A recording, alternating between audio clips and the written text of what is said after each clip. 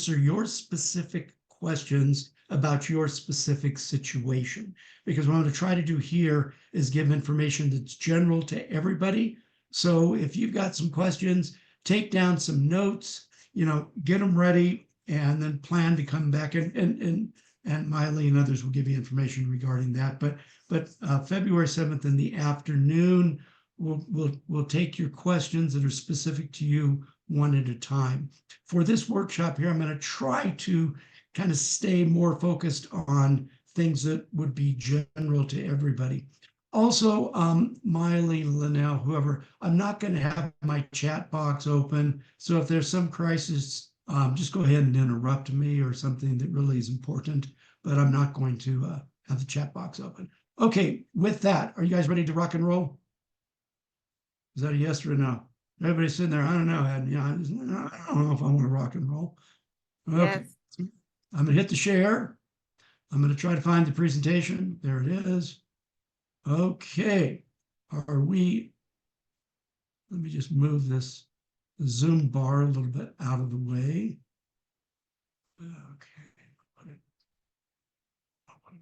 Okay, I just had to get the Zoom bar out of the way. Okay, so let's get going. Okay, there we go. So Miley talked about my book. If any of you were at NSA's Influence summer before last, you were given a copy of this book free. Those of you that have it, I hope you've found value in it. And also, if there's any questions from that book, when we get back together on the 7th, I'd be happy to answer those too. So today I'm going to try to get through why associations, your positioning. This is crucial. I'm going to get through telephone, getting through editors. I know nobody likes to pick up the telephone, but we'll talk about that. I'm going to talk to you about other ways to find associations. I'm going to talk to you about paying for information, getting information free, meeting industry events, meeting industry publications, and a little bit about article logistics. And we'll go from there. Let's see. Melissa, you're making me seasick with bouncing on that walker that you're walking on. Oh, thank you. So let's think about our journey as a professional speaker. And you jump on this road and you know that there's going to be some twists and turns, but you hope that it's going to kind of be cool and you're just going to keep growing, keep learning. Yeah, you might shift here or there. However, after you've been into this for a year or two, what happens? It's like, oh my God, it's much more complex than I thought it was going to be. There's more on-ramps, there's more off-ramps, there's more traffic, there's more stuff going on. I never anticipated all this.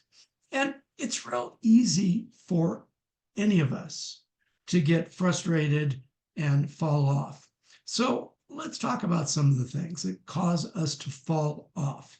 Negative feedback from colleagues or family. Oh, how are you ever going to make that happen? Oh, that product's not going to sell. Oh, that topic's no good. You've all heard this. Maybe you just have too thin of a skin. You can't take rejection. If you're going to make it in this business, we all know that we all have to sell. And if you can't sell and you got too thin of a skin, you may fall off. You may be very passionate about something, but your positioning may be poor. And, you might be the _1 expert on the life and times of Gertrude Stein, but probably nobody's going to hire you to speak on that. So, we got to be realistic to what the market wants, not just what you want to shove down the throat of the market, but what the market's willing to pay for. I think that's very important. Some people, and I've seen lots of speakers, they're like a 110 light bulb hooked up to 220 now with LED lights. I mean, I guess I should change the numbers, but I think most of you are enough to know what I mean. Burn bright real quick and then burn out. Then we've got to look at the whims of society and political and environmental and economic. Sometimes the world just leaves us behind. Sometimes our topic or what we really care about or what we thought others cared about, we just get left behind. That happens. Then it's not uncommon for speakers to have a situation where family demands. Your spouse may have a challenge, your children may have a challenge, your parents may have a challenge. I know lots of speakers that had to, take a hiatus or a sabbatical from speaking for 6 months to a year to 5 years to deal with family members to get back in. And then when we come back in, the business is completely different. So that's a challenge. Personal health issues. I mean, let's face it, you and I, we were going all around the country, we were flying around, we were breathing everybody's germs. If we're not doing everything we possibly can to keep ourselves healthy, we can fall trap very easily. Sometimes speakers get into this and they just can't earn a living, just haven't figured it out. Just, it's like, oh, I thought I was going to be a speaker. I put out my shingle and I'm speaking on X, and I thought everybody would be coming to me, and they're not. Sometimes speakers accept a job, and if you accept a job, then that will keep you from doing the prospecting, doing other things you want to do. It's not impossible to be a part-time speaker, but it's harder. So that's something to consider. Exhaustion. It sometimes just everything that it takes to make this business work. Sometimes we just go, it's too much. Then, similar to up earlier, is you become irrelevant in the marketplace. And that's for us speakers that have been in the business 20, 30 years, 35, 40 years. Sometimes the marketplace loses interest in our message. And then we just go, I'm done. There's a lot of senior speakers that when COVID came, they didn't want to speak virtually, and they just retired. Okay, I'm done. Fair enough. Lack of long-term persistence and grit. I have seen so many people come in and out of NSA that I, honest to gosh, believed were far better speakers than me. But you know something? They didn't have the grit to be persistent. And to make it in this business, if you're not persistent, it's not going to work. Okay, so let's talk. I'm up here in Big Bear, California, in a ski area. My wife is up skiing with my son and daughter-in-law and our grandkids. I'm sitting here doing a presentation for you. But when I first learned to ski, it was when I was the ski shop manager in Badger Pass up in Yosemite National Park. And I didn't know how to ski. They hired me because I had a retail background, not because I knew anything about skiing. So I thought, well, if I'm going to be a ski shop manager on a ski area, I probably should learn how to ski. So the only ski instructor that really cared about my little problem was Doris, kind of grandmother type. And she said, Ed, follow my class and I'll give you some pointers on skiing. So I followed her class. It was kindergartner, kindergartner, kindergartner, kindergartner, kindergartner, and me. And by the end of the class, these little kids were scampering around. And my assumption was, because they seemed to know how to ski, I assumed that I knew how to ski. So then, my first day trying to ski, as I go from the top of the hill, I keep going down and down, faster and faster and faster. And this is on the bunny hill. And I couldn't remember how to turn my skis. I couldn't remember how to stop. And that was back in the days when we had ski straps, not ski brakes. So the skis are still connected to you. So as I'm rolling down the hill and the skis are hitting me in the back of the head like this, and the snow's in my face and in my jacket, I'm laying there and I look up and there's my fiance, Regina, who I'm married to now. She's from Austria. She learned to ski when she was 5. She too fell down because she was laughing at me.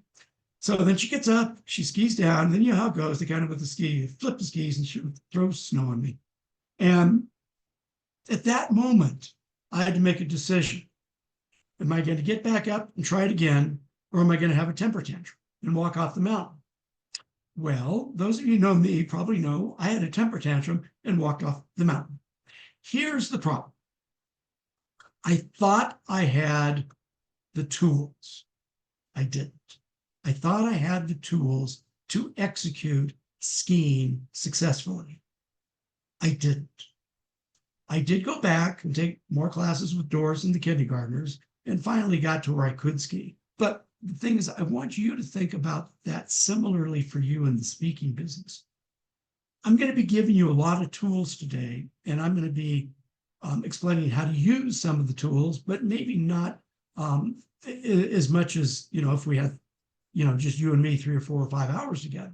But we can talk about some of those tools on February 7th when we get back together.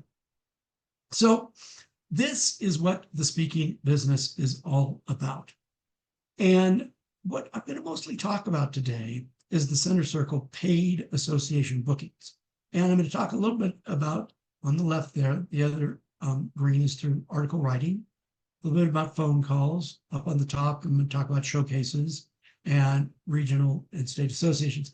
All of this stuff is important, but I can only talk about so many things today. So I wanted to kind of get you to understand where my focus is going to be.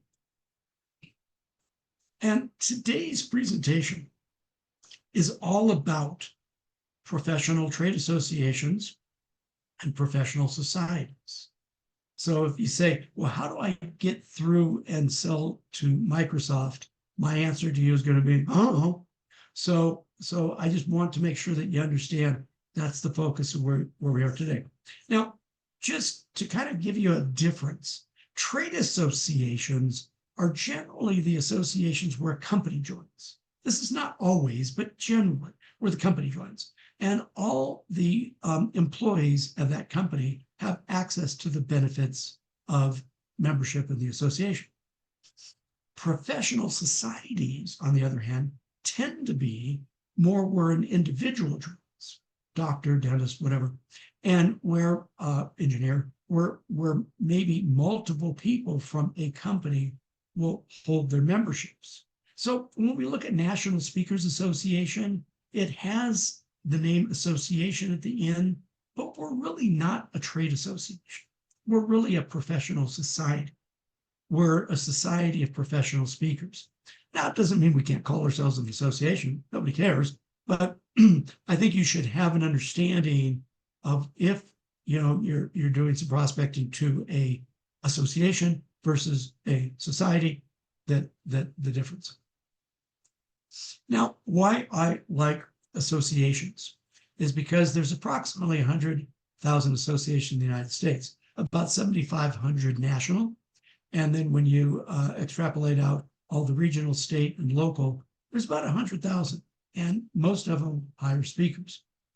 I like them because they have publications. My way of going after business, this has worked for 35 years, and it's worked for a lot of people in NSA, and it still works. We'll talk about it. They have meetings. Well, corporations don't have to have a meeting. They can, but if there's something going on in society, they might skip a meeting. Associations, societies, they have to have a meeting or they're going to lose their membership. They have experienced meeting planners. And I like that because, if you get a secretarial person from ABC company that the sales manager, VP of sales said, get so-and-so as a speaker, they have a sticker shock on when we tell them their price. If I say, well, yeah, happy to come out, it's $10,000 plus travel. And it's like, oh my God, for an hour talk. Well, let's see. I'm going to burn a day going there. I'm going to burn a day coming back. I'm going to burn 2 or 3 more days customizing my talk to your members and interviewing my members. So it's not exactly $10,000 for an hour. And they need to understand that. And an association and what I wanted to say is association meeting planners get that. Associations are a gathering of business owners. So think about it. You're being paid to showcase. So you're speaking in an association meeting. They're paying you $5,000, $10,000, $15,000, whatever they're paying you. I don't know. And who's in your audience? Business owners. Can they hire you to come to their companies? Absolutely. Can they hire you to coach their people? Absolutely. So that's why I love associations, because of the spin-off that can happen. And I'll talk more about state and national associations.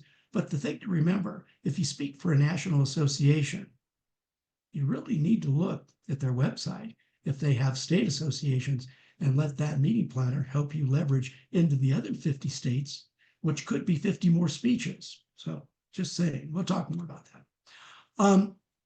I want to talk to you about positioning because in the 35 years I've been an NSA member, and probably in about the 30 years I've been doing this kind of a presentation for speakers, the one thing that I've noticed is positioning is the thing that is the Achilles heel for too many people, unfortunately. It is the roadblock. So you have to ask yourself, when you talk about, well, I have a passion for whatever it is, you have to ask yourself, does the market care? The market might not care. Just because you care doesn't mean that the market cares. And do you have the persistence for the long game?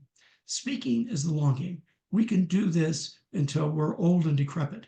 And so the thing is, if you're constantly now pushing more and more opportunities into the sales funnel and putting all this into your CRM, over the long haul, you're going to have a lot of outreach.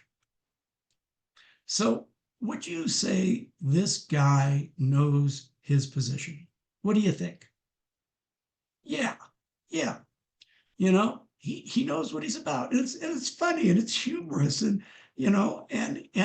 but the more important thing is he knows who he is. He knows what he's trying to sell the market. He knows the market he's trying to sell. But what about you and me? We are too flipping smart with too many different things, and we're multitaskers, multi-talented. We can do 27 things. So all of a sudden, because of that, we become a handyman or a handywoman rather than a master craftsman. And the handyman or handywomen, they don't get paid anywhere like the master craftsman. You've all heard the joke about the plumber, and the guy comes home and the plumber's just finishing up, and he asked the plumber how much it will be, and the plumber says it's $1,000, and the guy says, well, my wife says you've only been here a half hour. He goes, yeah. He goes, look, I'm a brain surgeon. I don't even get paid that. And he goes, well, that's, when I was a brain surgeon like you, I didn't get paid that either. That's why I'm now a plumber. The point is we have to specialize, and we have to understand, does our market have what we want? So give me 1 second, guys. Got to move all these beautiful faces a little bit over. Okay, so I want you to think about, Zoom keeps throwing all kinds of things up. I want you to think about where you might fit in this, and that's okay. Doesn't matter where you are. And if you ascribe to moving to a different place. But when we look out there, you've basically got the celebrity speakers, the political people, the entertainment people, the sports people.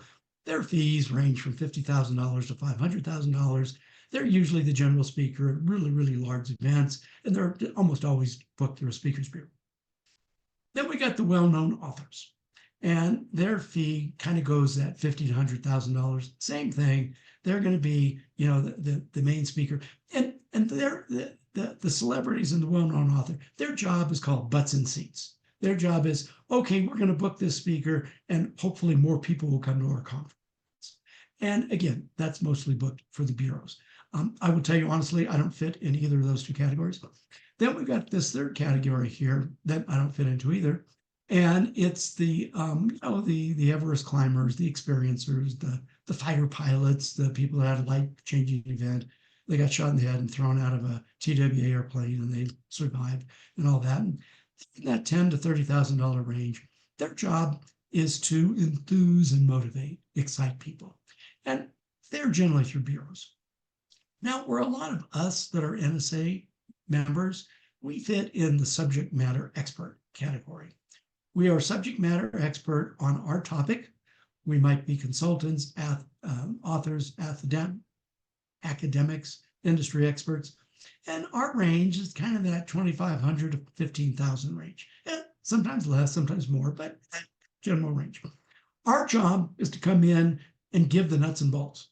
Okay, you want to move from point A to point B. here are the 10 things that you need to know, and here's how to use them. And to where we can actually help people move from point A to B. And a lot of us NSA people are, some of us get booked through bureaus, but a lot of us get booked direct. Then you got entertainers, not the headliner entertainers, but entertainers. And they're that 500 to 20,000. They are more the after dinner type people, and they work through booking agents, and it's a little different than speaker bureaus.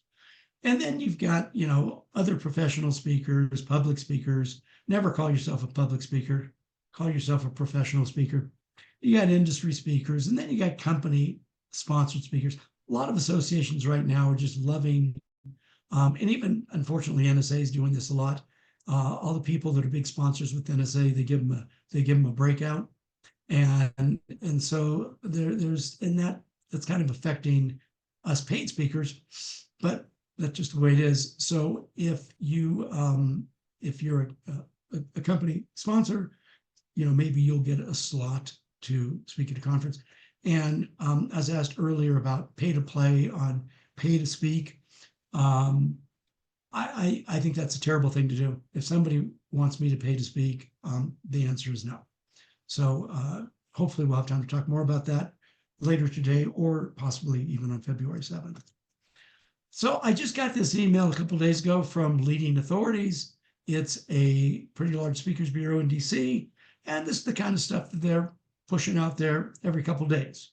And this is the stuff that you and I might be competing against as far as people. But you got to understand, these are people that, probably have exclusives with the bureau, and they're going to be pushing them out. And we have to figure out, how do we sell against these type of people that the bureaus are pushing out. So I want to talk to you a little bit about credibility builders for speakers, because, we do have to have a modicum of credibility. So number one, are you a TV, movie, music, sports, or war celebrity? I'm not. I've only met a couple people in NSA that are, but, and somebody that was a fighter pilot is not a war celebrity. Norman Schwarzkopf, after the Gulf War, was a war celebrity. Sports celebrities that we had in NSA, when Mark Eaton, he passed away from the Utah chapter, he was a sports celebrity. So, and then, like we got out of Las Vegas, Marvelous Mark, he's not a music celebrity, he's a drummer. He's very accomplished and so forth, but he's not like, a name that you would know. So we've got to understand where we fit in this, and not be upset or go, oh, I wished I could be, So other ways to create credibility for yourself is you can do research papers. You can do surveys and publish those. If any of you are old like me, you remember Sherry Height and the Height Report, which was on human what? Put it in the chat. And everybody knew about her. Or, so that's something that every one of us on this call can do, a researcher survey. Certifications, and I'll talk to you more about that in a little bit. But I would encourage you to be thinking about what certifications are important within the area that you're trying to sell to, market to. The media attention. Today, there's so much social media, and there's so much that you can do that you don't have to go after traditional PR, because you can do it through social media. And I'm sure everybody here either has done a blog, been a guest on a blog, done a podcast, been a guest on a podcast, does YouTube videos, been a guest on YouTube. You can try to get a column on your local newspaper or your local, what am I trying to say? My brain just froze. Chamber of Commerce, that's what I was trying to say. And any of those types of things, those are good things. And self-published author. Now, years ago, if you weren't a New York published author, nobody cared about you. But today, it just isn't that way. So many people self-publish that works just fine. And what is a best-selling author? Well, Tuesday, November 3rd, I was the best-selling author in the category of Chi-Chi flies. Okay, great. You're a best-selling author. Okay, wonderful. And there's naturally the book industry published authors.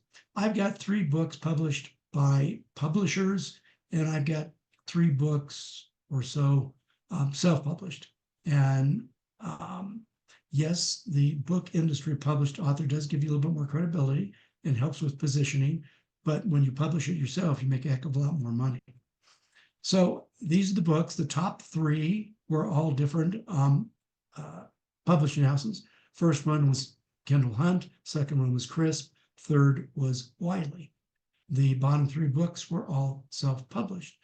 The middle book, the ROI of Membership, I retailed that for $50. And I had tons of associations buying it for $50. Also offered it, what was it?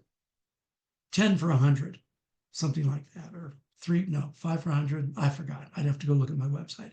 But you can do a lot of deals, or like when somebody would hire me, tell you what, hire me, pay my fee, I'll bring a case of books and give them away. So there's lots of things that you can do when you own the book inexpensively as a self-published author. So I talked about certifications a minute ago. Now in NSA, I think it's really good to go after your CSP. Does the market care? No, they don't. But something, you and I care, and it helps make you and I, it makes us feel better about ourselves. So it's a good thing to do. The certification that I went after is Certified Association Executive, because you have to go through a course, you have to have certain criteria before you can then sit for the test. The test is 200 questions and you get 4 hours, and it's not questions on facts, it's questions on opinion. And so everybody that's taken that test knows how flipping hard it is. And so if somebody else has that CAE after their name, it comes with automatically instant credibility. So I've found that that's been very, very helpful for me in the association world. In whatever market you go after, maybe there's a certification that you might want to go after. Also on credibility, let's keep talking about credibility for a few minutes. On YouTube, you can do a show and you can interview people. It doesn't even have to be a podcast. It can be a YouTube show.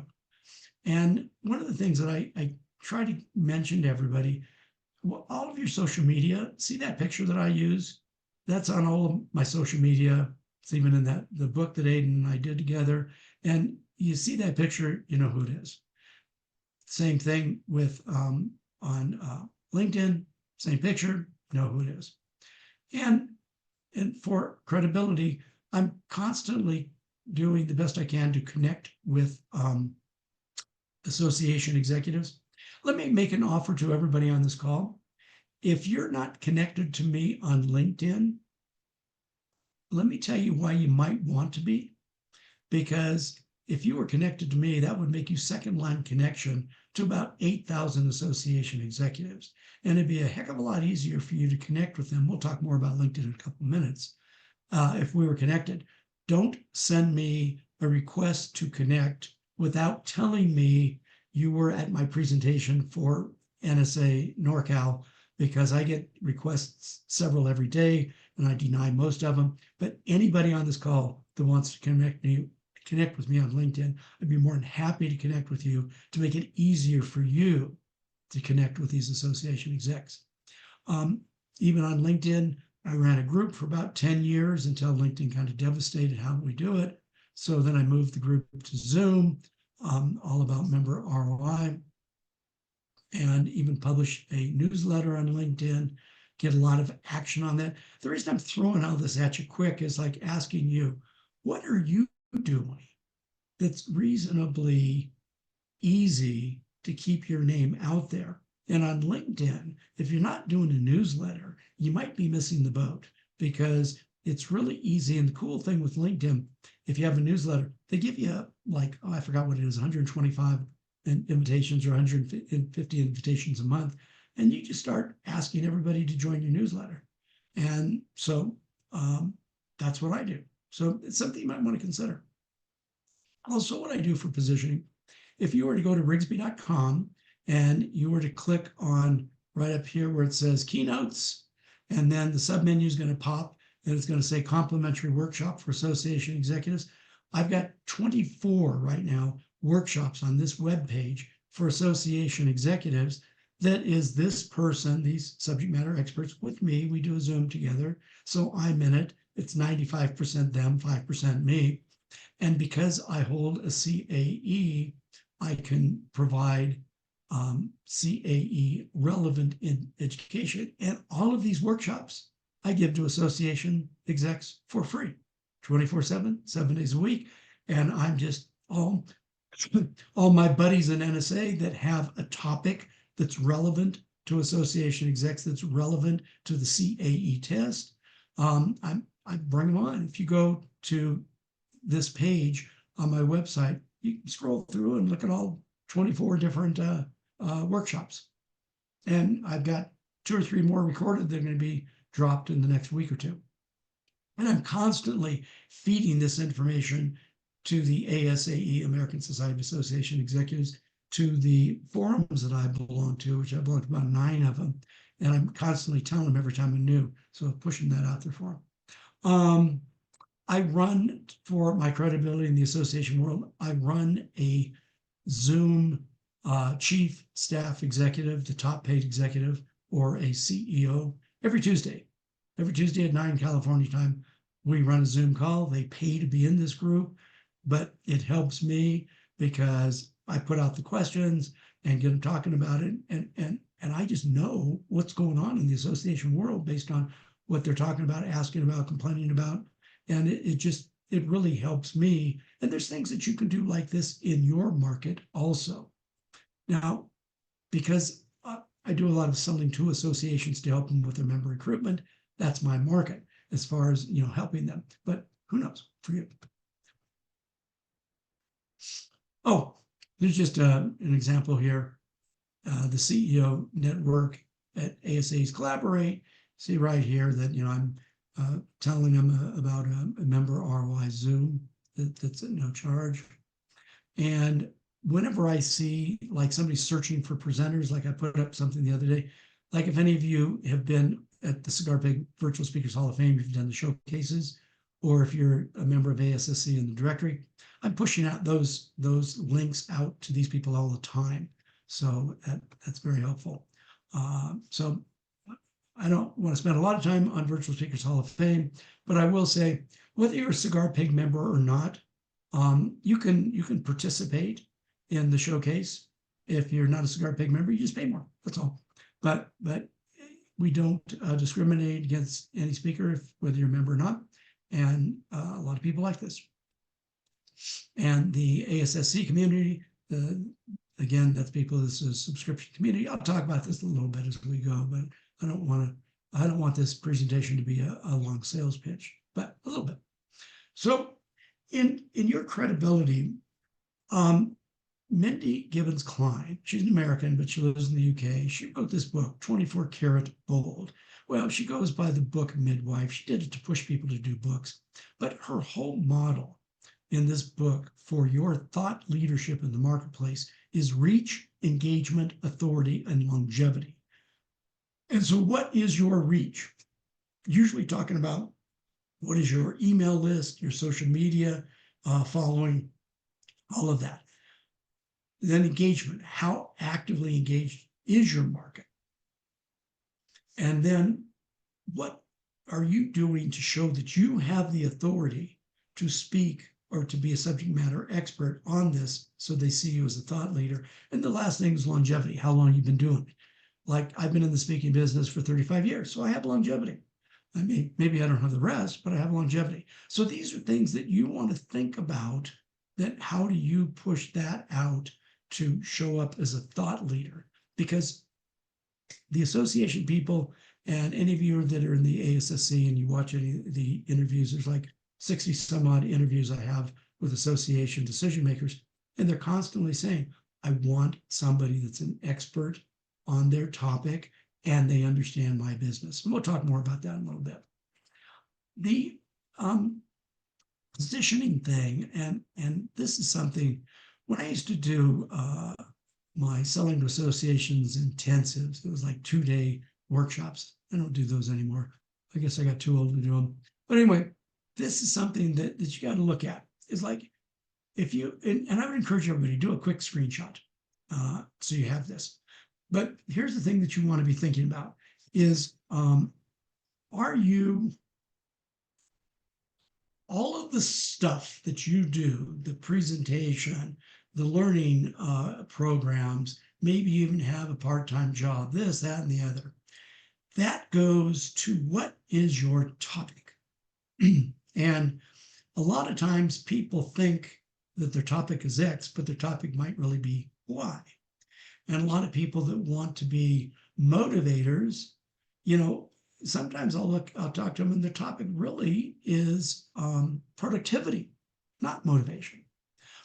So you've got to be really clear on what your topic is. So when you're talking to decision makers and hire speakers, you can say, well, generally I speak on leadership. And they go, oh, that's great. 5,432 other people speak on leadership. Go, yes, I know. And my unique take on leadership is, see the very top canopy? This is where speakers rarely get to. They rarely get to being able to say, my unique, special take on, let's just say leadership, doesn't matter, whatever topic, is X or Y or Z. And then that's why you are positioned to be the authority. That's why you're positioned that they should hire you rather than the next person. You might, be well served to take your topic and do a search, whether you're going to do AI or Google, whatever, and look at some of the websites of people that are your competitors and look how they position themselves and ask yourself, oh, am I doing a good job of positioning myself so I show up as a thought leader, a subject matter expert in my topic, and I have such a unique approach to my topic that everybody wants to hear it. Make sure you take a screen capture of this. Okay, I'm going to move on. I'm going to keep going fast. Now, this is something that that Aiden and I put together for helping people. And something, I'm going to go off. Bear with me. I'm going to go off the screen share and then come back on a new share. And Miley, I hope I don't screw it up. So stop. I'm going to hit screen share again. Okay. So I set this up. Whoops, that's not the one I want. Here it is. Okay. I set this up and I just dumped in this. So this is our Keynote Accelerator, which helps people to better understand how to lay out our material in a way that makes sense to them. So I dropped my book, Developing Strategic Alliances, in there before I came on. So I'd be ready. And now I'm going to look at this. Hold on. Give me 1 second here.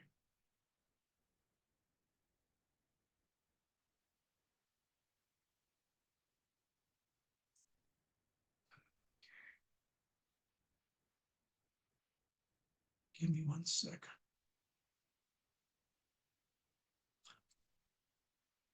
You talk amongst yourselves for 10 seconds while I grab one more tidbit of information here. And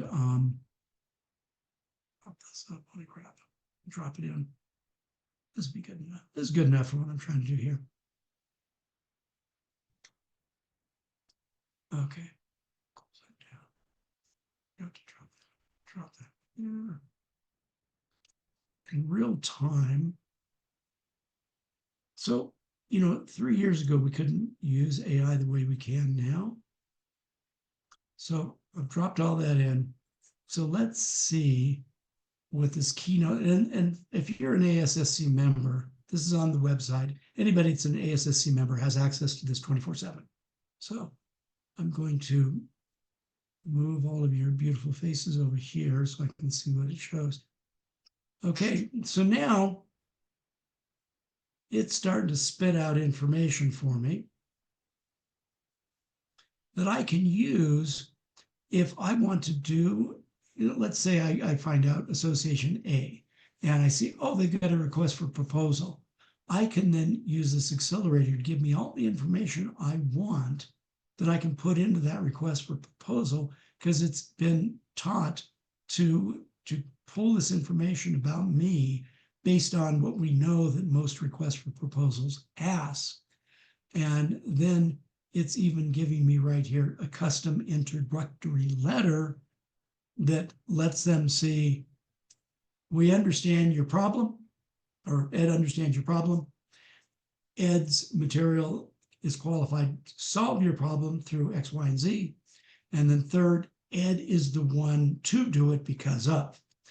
And that's what this pulls up. And so then we even have events. So this is something that for any ASSC member you have access to 24/7. So I'm going to stop the share. I want to go back to my presentation. Okay. Just, hey, tell me, are you guys looking at the PowerPoint? Okay. Can somebody just tell me? We don't see anything right now. What do you see? I'm sorry. What do you see? We don't see a screen share right now. Okay, hold on. My screw up. Sorry, let me come back. Okay, let me go back to Zoom. No, that's not what I want. There we go. Sorry, guys. I'm a little bit slower with this. Okay, so now we have that.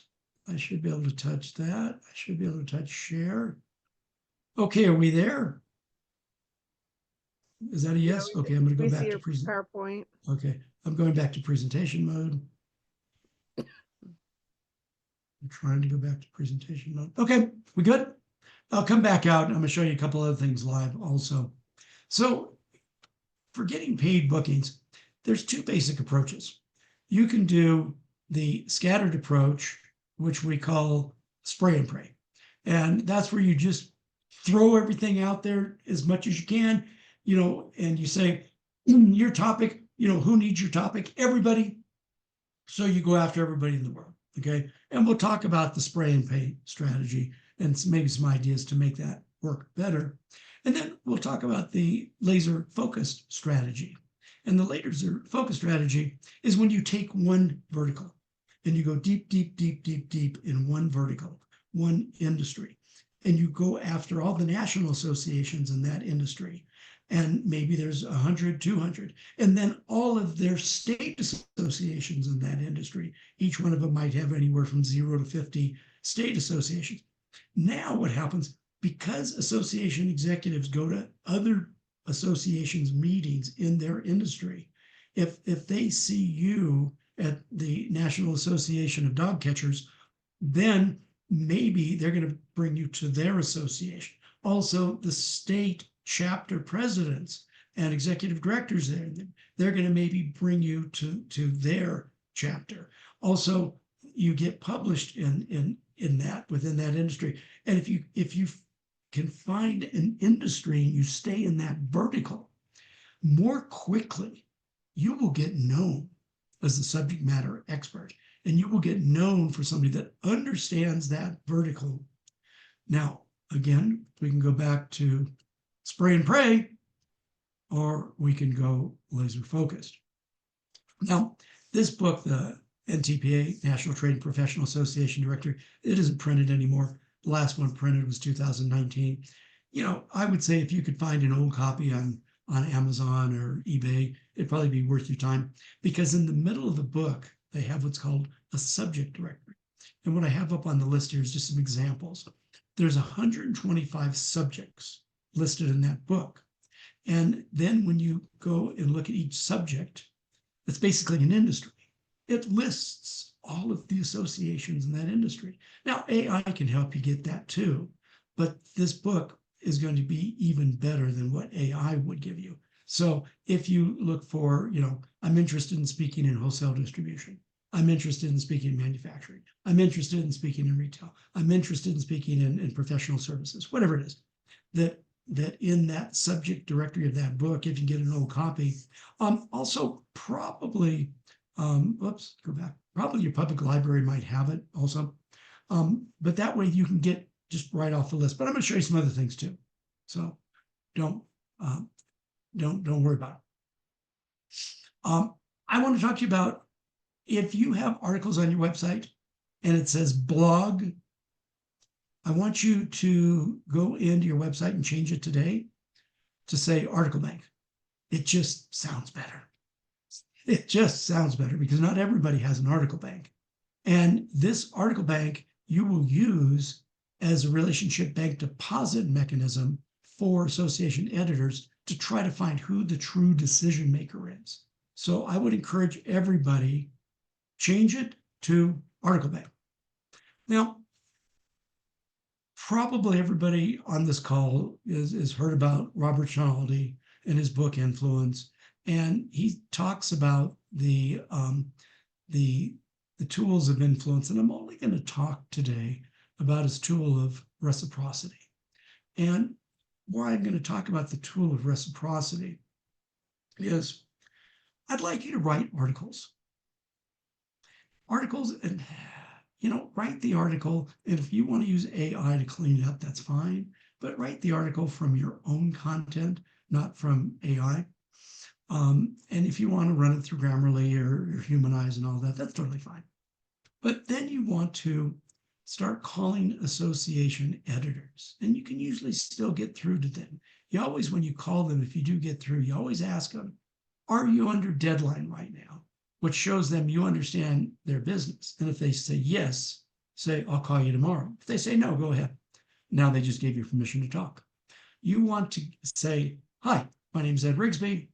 I have quite a number of articles in my article bank based on my book, The ROI of Membership, teaching associations like yours how to prove the ROI of membership, the ROI your members get in actual real dollar numbers. And they go, oh, that's interesting.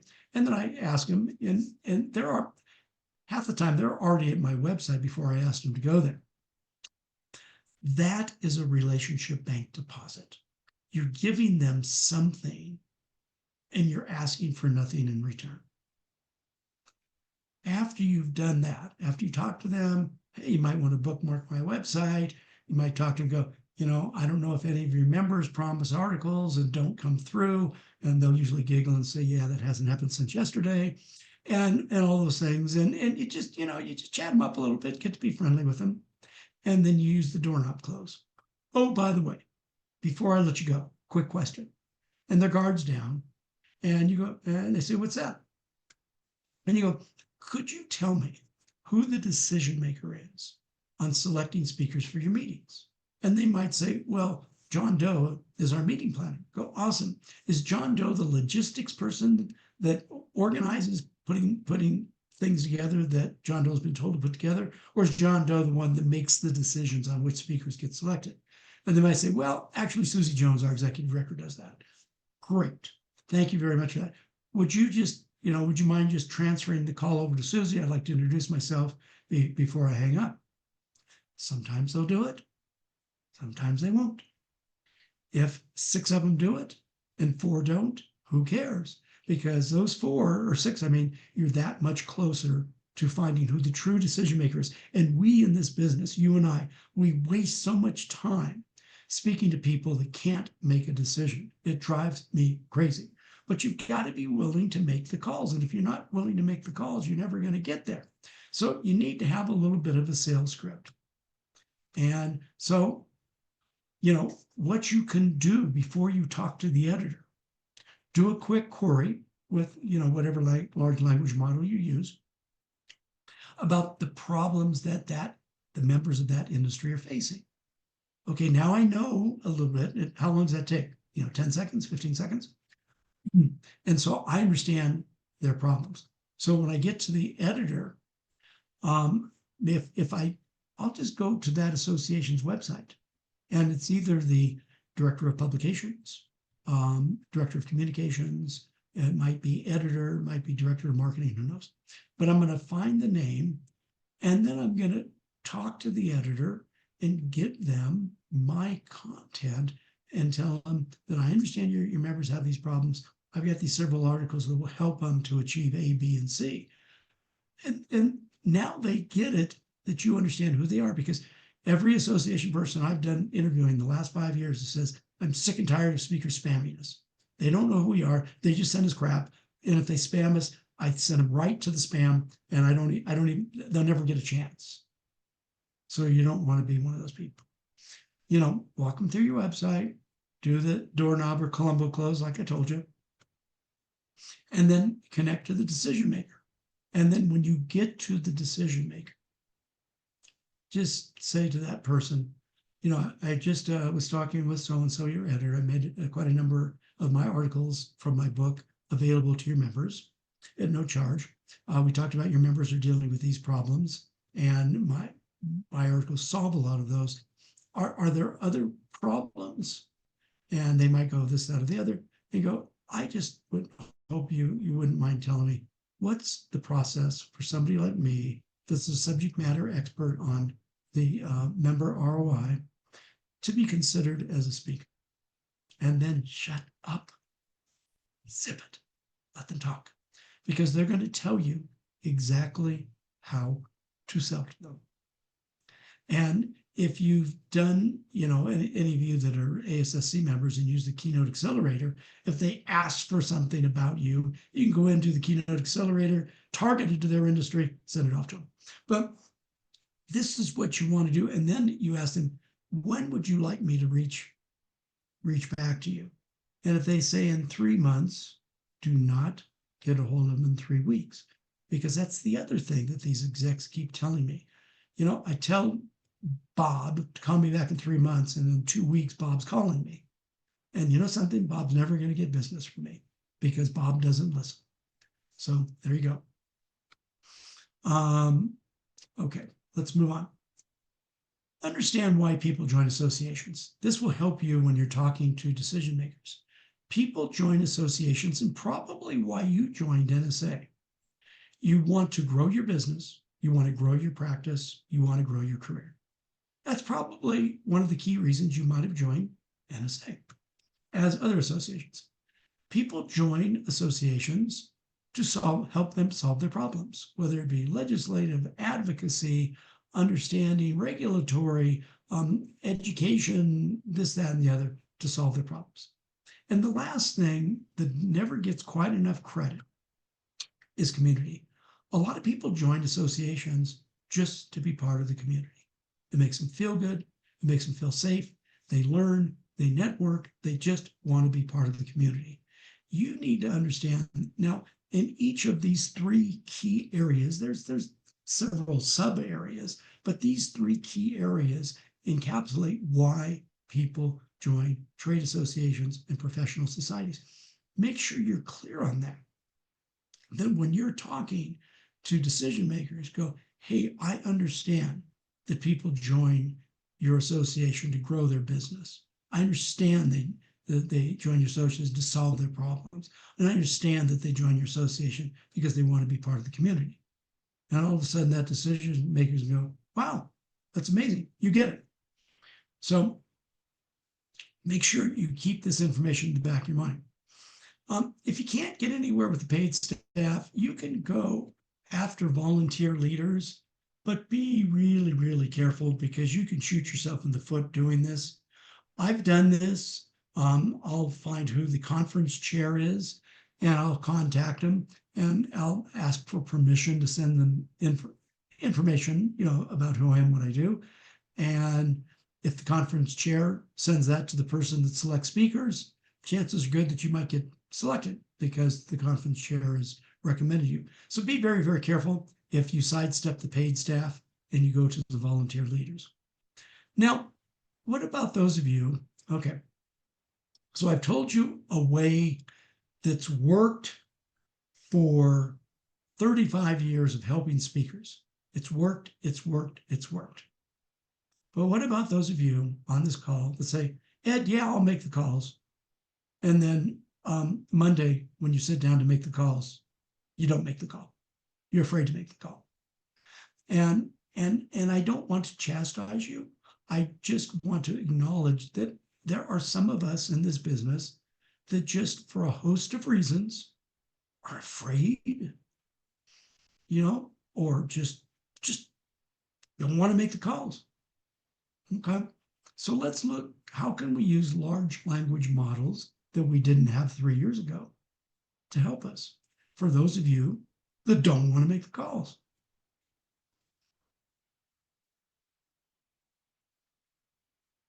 So I've talked about these queries. Now, for any of you who are an ASSC member, that list from the NTPA is there in the downloads, but you can also use a large language model and start asking about in distribution, list the trade associations that are in distribution, more, and you can get that list. You can put queries based on the old NTPA. You can get geographical queries. Now, I've had a lot of folks, that I've talked to that are in chapters of this, that, the other. It's like, Ed, I've got a young family. I don't want to travel beyond my general area, my region. And it's like, okay, fair enough. There's nothing wrong with that. And you can do queries based on that. And the large language models will help you that. And I'm going to go in and show you a couple of things that we do at ASSC. And you can also do queries based on the month. And the magic of letting AI assist you with your voice messaging. So let me go back.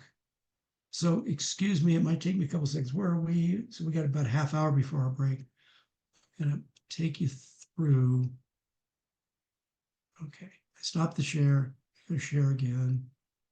Let me go back to, where is it? It's probably going to be here.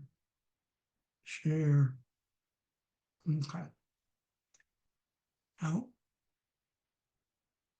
give me a second. I just got to move a couple things out of the way.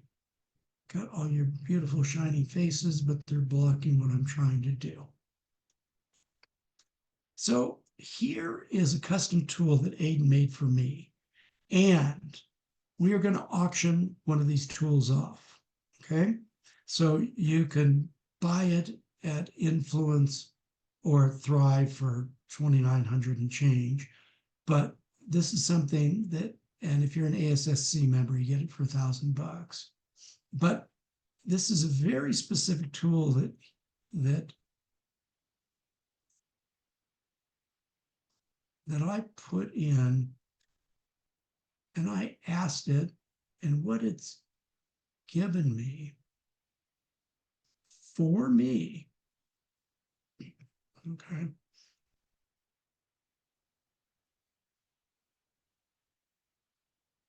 It's telling me where to go, what to do, and people that I can go after.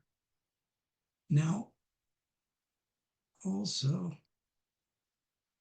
I can restrict, and I can put what month. So let me go in and do this again. Let me enter. Okay, so most associations usually 6 months to 12 months out. And usually the spring and the fall are the busiest months for association meetings. So let's just put September. And restrict it to association events only. And I'm going to keep this restricted. Because some of you, if you want to speak out of the United States, this would be really helpful. So this is, everything behind is customized to me. It's already customized to who I am. It already knows me.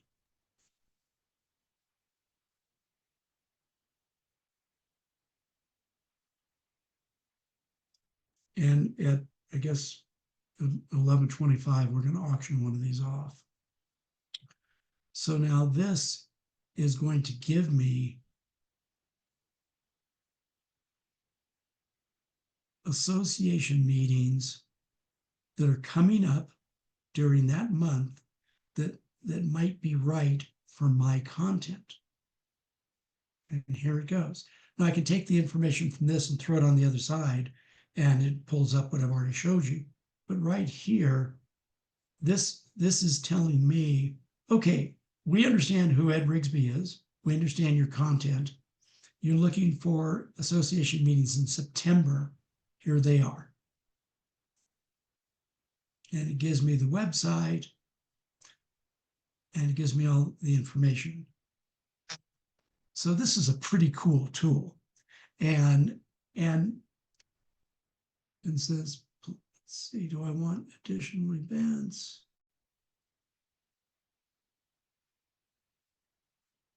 Let me move this up a little bit.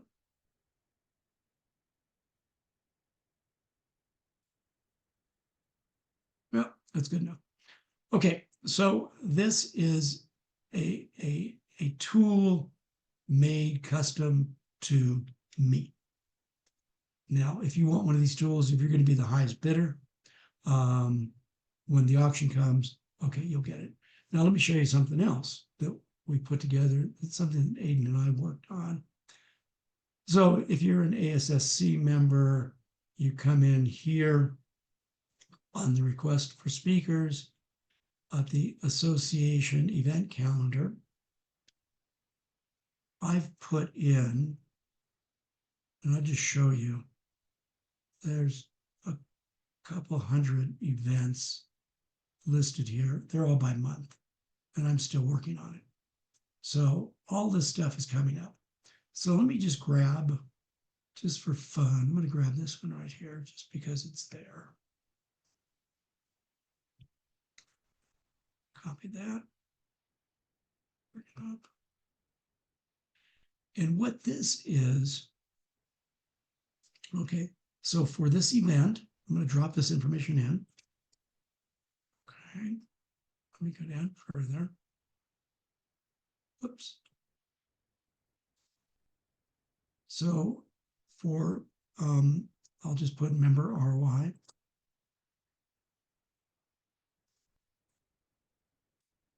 I'm going to put my name here.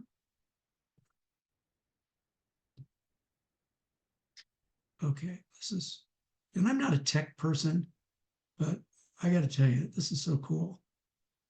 Now, if you're an ASSC member, this is up. You can access this anytime.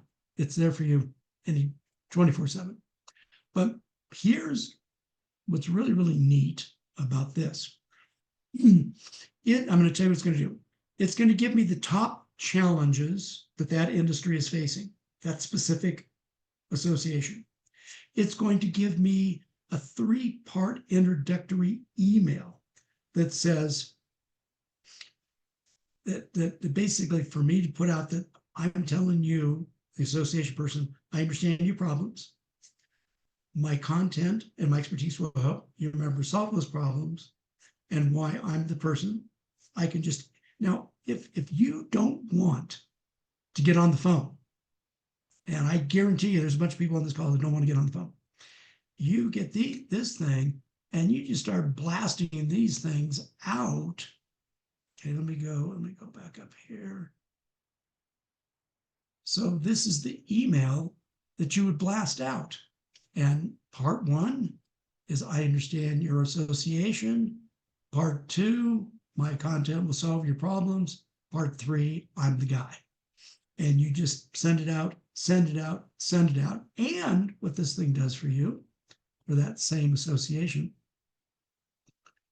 it just is giving me oops, sorry, go back up here. Look at here, a 20-second phone script.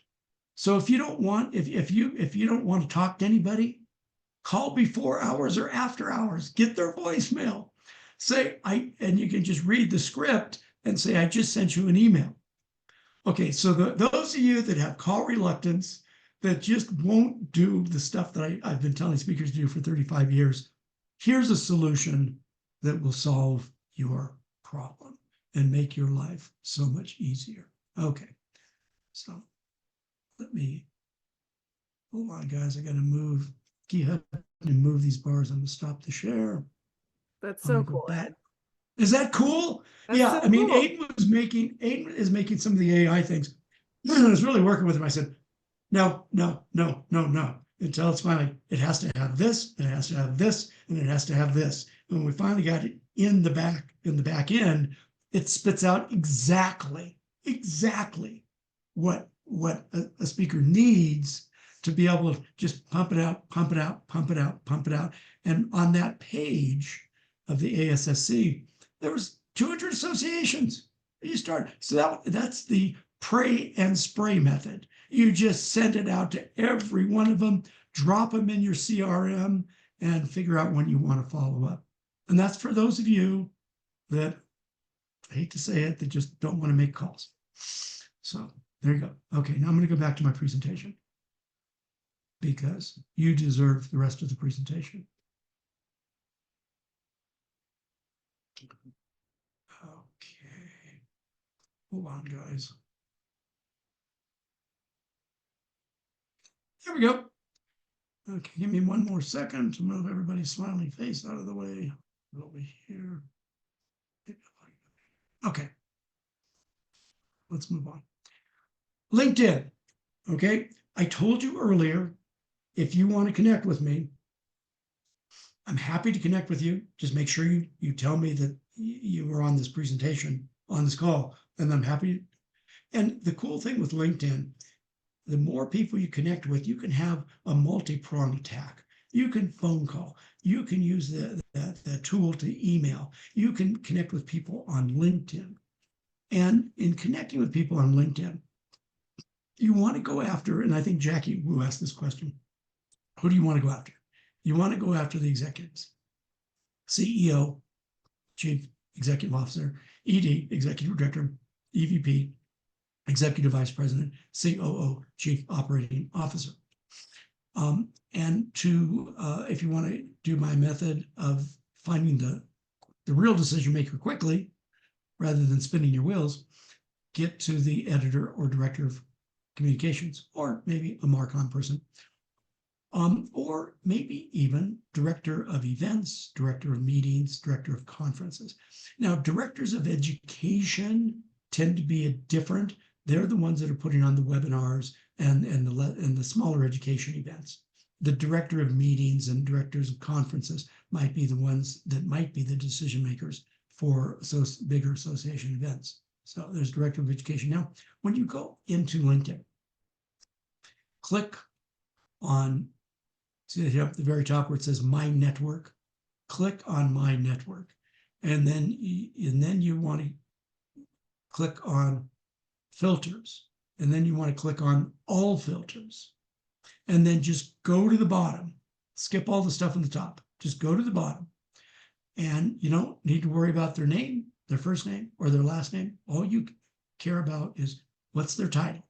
So here are the titles you're going to search: CEO, Executive Director, Executive Vice President, Chief Operating Officer. Sometimes the top paid person is President, Editor, Director of Communications. And then you're going to do it for the company as association. So you search all of those titles in individual searches with association as the company name. And then you go back and do all those same titles again with the company name, society. And you can find a ton of people. And if you're connected to me, you'll be connected. Oh, also, you notice here where I put the circle around second degree. We're not looking for first degree because you're already connected. We're not looking for third degree because it's going to be harder to connect. You want second degree because those people are more apt to connect with you. They'll see that you're connected to some of the people they're connected with. And sometimes I'll write a note and I'll say, hey, I noticed that we're connected 43 people. I'm the executive director of a small association. I'd love to connect. And then, come up with your thank you letter. Everybody should know this. I shouldn't have to tell you, but I'll just say it. When somebody connects with you, don't try to sell them anything. Don't send them an email. Oh, I'm a speaker. How do I get on your program? No. Make some relationship bank deposits first. So an email like this that I send out is all relationship bank deposit before I ever try to do a relationship bank withdrawal. maybe the second or third communication via LinkedIn. The next one might be, by the way, I have a question. Could you tell me who in your organization is the decision maker for selecting speakers?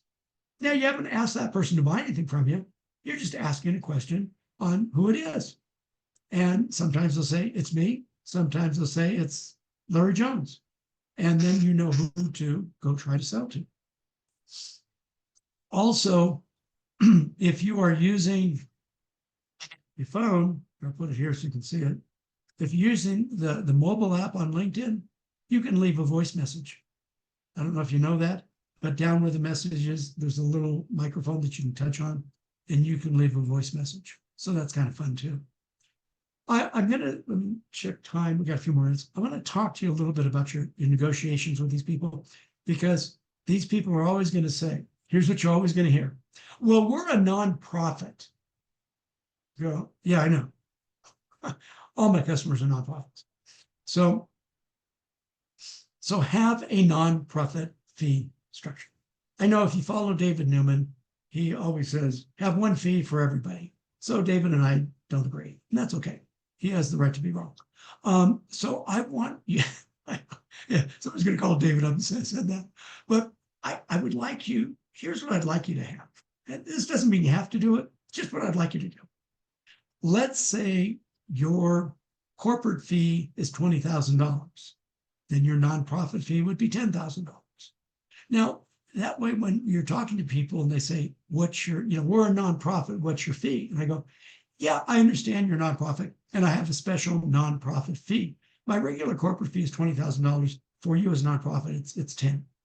Now that stops a lot of the negotiating right there and cuts it cold. Now, whatever your numbers are, I'm not trying to tell you what numbers you should use. Your numbers are your numbers. But this helps to slow down the negotiation process. The other thing you can do in the negotiation process, where you can kind of, hose other speakers out of gigs, especially if their meetings are in resort areas, say, why don't you just hire me to do your whole meeting?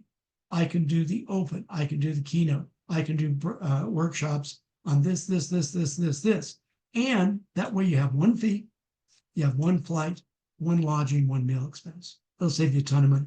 I had an executive director from Canada call me up, the Paper Box Association up there. And he said, Ed, I hope you're not insulted, but I figured out it's cheaper for me to pay your fee to go to Maui and speak and do several presentations than it is to pay travel and housing for 3 free speakers. I said to him, I'm not insulted. I'm happy to take your money. God bless you. So, I think that this is something that you want to look at. Do you have enough content that you can do this? If you don't, well, it doesn't work. What about when you're talking to them, and also if they're trying to negotiate you to a lower fee, go, well, rather than negotiate a lower fee, why don't we add more value and do a pre and or post event? I'm already there. And then you can also ask for, if there's, if you really want to speak for this group and they don't have the kind of money you want, well, what are some of the in-kind things? If they give you membership in their organization, you have access to what? Their member list. I won't tell you what to do with it, but I'm sure you're smart enough to know. LinkedIn recommendations. Maybe they'll do an email blast. Maybe they'll do, if it's a national association, a video testimonial that they promise to send out to all the chapter executive directors. Oh, okay, now we're talking. So these are some of the things that you can do to mitigate when they're saying, oh, we're a nonprofit. Yes, I know. Let's talk about finding associates. You know what I'm going to do? I'm going to stop right here because I need to stop at 11 and it's 9 minutes before.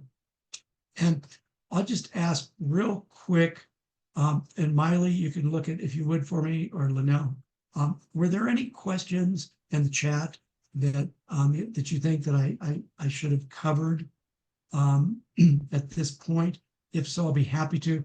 Otherwise, we can go into the break and come back and auction off that awesome tool that I have.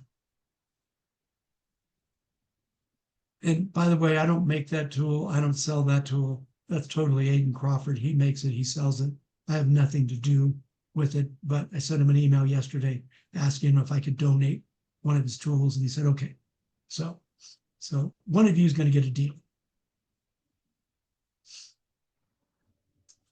They were asking for the link to the tool. They were asking about the association. So some general questions. Okay. So any of you during the break, you can noodle around a little bit. It's speakercommunity.org, but most everything's behind the paywall. So you can only take just a quick look. There's an introductory video and all that. But you know what I'll do? And Miley and Leno, you have to tell me if you're okay with that.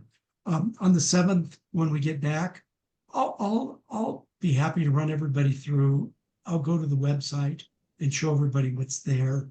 And you can see, I don't want it to be a sales presentation, but I'll just go, okay, this is what we have, this is what we have, this is what we have.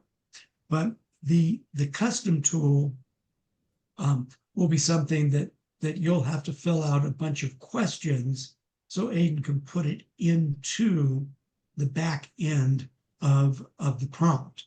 And but it's like the one I showed you of mine. It's like, man, it's kick-ass.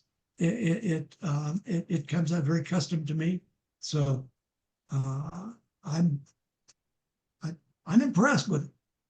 Okay, why don't we at this point then, why don't we just take the break a couple minutes early if you guys don't mind, and then we'll come back and do the auction, and then I'll start at this point under finding associations, and then I'll try to get through as much as I can.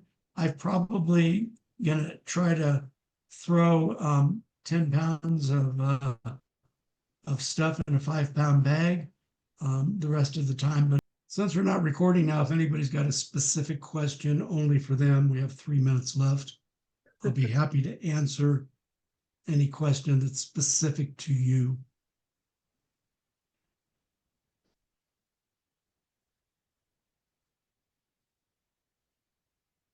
Okay, none. Guess Miley, nobody's got any questions.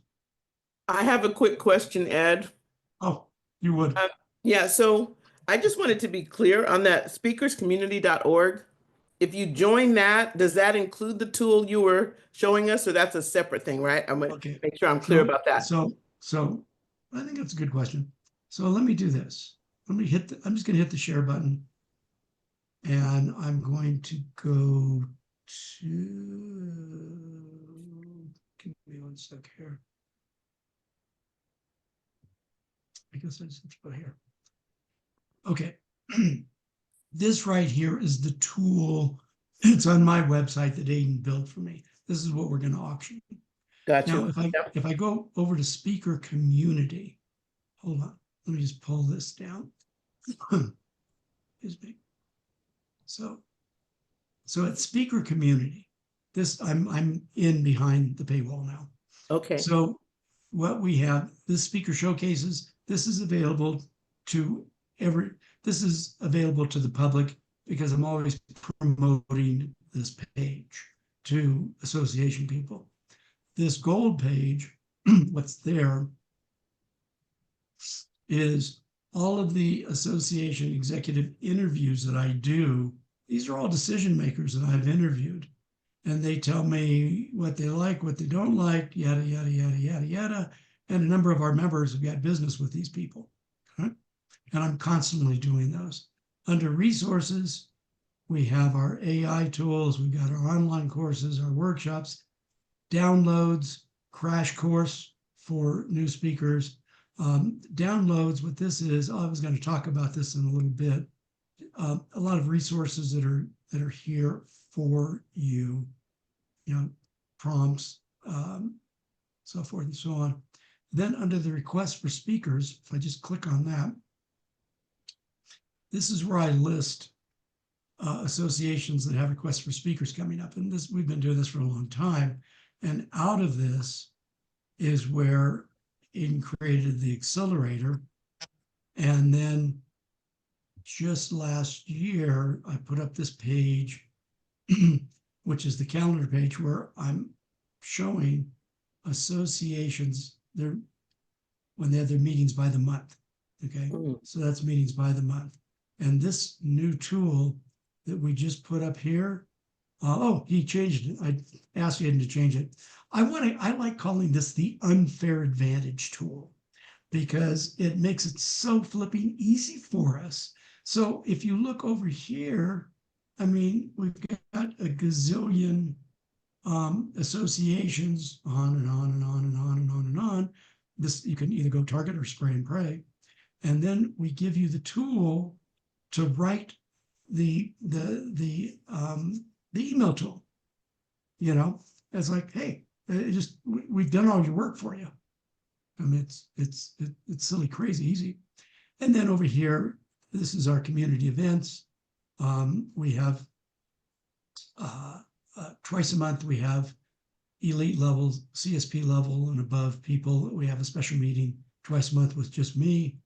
We have a speaker directory, so all the people are there. And then you can see right here shows the tabs for we have a call every week. And then our articles. So that's what's behind the paywall at the speaker community. Thanks for asking if I wasn't as clear as I could have or should have been. Okay. Yeah, no, that's great. Thank you. Move this again so I can stop the share. Okay, there you go. Welcome back, everybody. Hopefully you had a nice quick break. Now we're moving into our auction real quick before we bring Ed back on. So Nancy, I'm going to invite you up to facilitate our auction. All right. Thank you. Thanks so much. So Ed gave us a great overview of what the tool is and how it works. And so my question for all of you is, who doesn't want an unfair advantage? So in order to make the bids work, we're going to type them in the chat. But before we do that, is there anything else you want to add, Ed, before we start? Let me just go back to the page and show you mine, the one that he built for me. I think that would be the most fair thing, and that way everybody can see exactly what it is. So here's the tool, and Aiden's got you'll get a place on his website where this sits. He just put this on my website because he also does my website, so he has access. So here's a video he did on how to use the tool, and then what the tool is, as I showed you, you're asking this, to tell you what, based on month, going back to this month, okay, where are the association? Where are association meetings what association meetings in September, in October, in November, in December are there? And then because it's customized to me, it knows me. Then when I plug it in, then it spits out for me, customized to me. It's spitting out, it's okay. So it's telling me so I can look at, okay, here are the things that are faced, why I'm a great fit, all that. And it kind of goes over it so I understand it. Oh, I've got them. Sorry, guys, I have to move everybody's smiley faces out of the way so I can deal with this.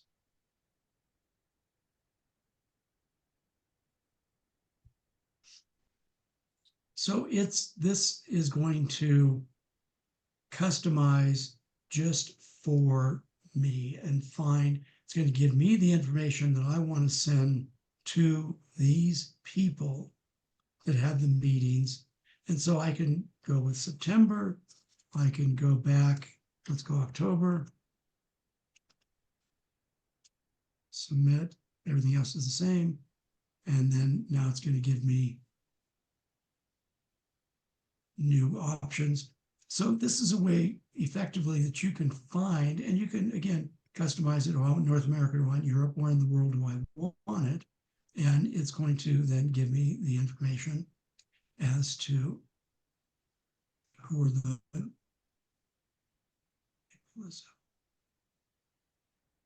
Okay, now it's starting to spit it out. Now it's telling me, okay, these are the associations that are having meetings in October that you should go after. Here's the information about them. And then I can take that information, pick one of them, drop it in this right side here, in this area here. And then it's already been customized for me. So you'll have to give Aiden, you'll get a Google Doc, a lot of information you have to fill out so you can build this customized tool specifically for you. It won't work for anybody else. It'll only work for you. Yep. All right. Wow. Teresa's got her hand up. Yeah, I Very- just had a quick question. How adaptable is this tool? Is it kind of like it's a one and done, you give them the information and then that's it? Or if you have any changes or you create a new talk, is it able to go in and add that in as well? It's one and done because if you let me back up. He set that up for me so it will do a talk for my member ROI and my developing strategic alliances. So, but if you want anything changed after that, then there's going to be an additional fee to have it changed because he has to go in and just rebuild the tool. So it's you fill out the information, what your topic is, what your content is. And if you're still trying to figure out who the heck you are, then this wouldn't be a great thing for you because you can't fill out a lot of the information. But if you know what you're about, you know who you're trying to sell, you know what your program is and all that. I mean, if you've been in this business for a week, then this could be a pretty amazing tool. Great feedback for everyone. Thank you. All right. So anybody have any questions about this before we get down to it here?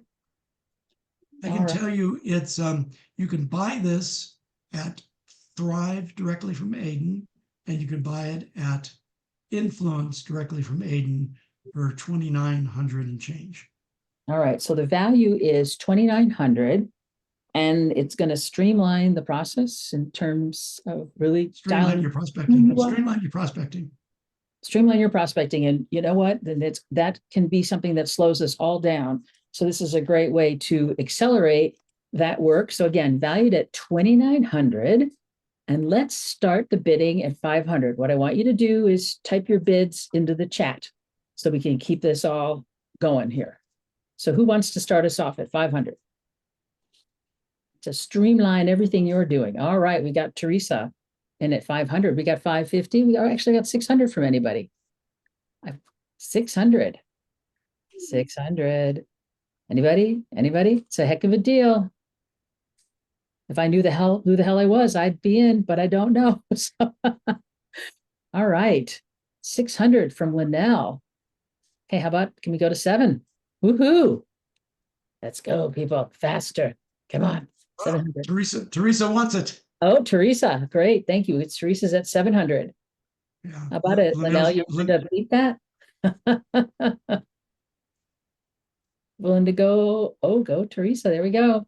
We're at 700. I love Teresa, so it's hard for me to Oh, so you real too scrappy with Teresa. you are nicer than me. Be scrappy, Linnell. It's for a good That's cause. funny. It's for a good cause. It's for the kids. No, it's for our chapters. We can keep doing cool stuff. So anybody else want to throw in a bid? Oh, Teresa, it looks like you got it. So if you would, Teresa, send me a private chat with your email so that we can send you an invoice. Fabulous. Thank you. Thank you for supporting the chapter. We really appreciate it. And thank And then you. Nancy, I'm going to send an email to ed@rigsbee.com with your name, your contact information, Okay. and then I'll get Great. that off to Aiden. We'll get all squared away and then we'll reach out to you. Thank you, Ed. We appreciate your finding a great offer for the chapter. And again, Teresa, thank you for supporting us. Yeah, great offer. I didn't have to do anything. I like that. Yeah. Leverage your friends. There you go. All right, the auction's complete, everybody. Let's move on to the next part of our program.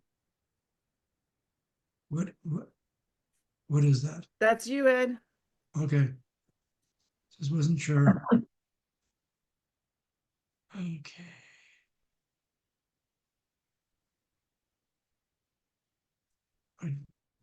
I pushed the wrong thing for share? Hold on, give me a second here. Okay. Are we ready to rock and roll?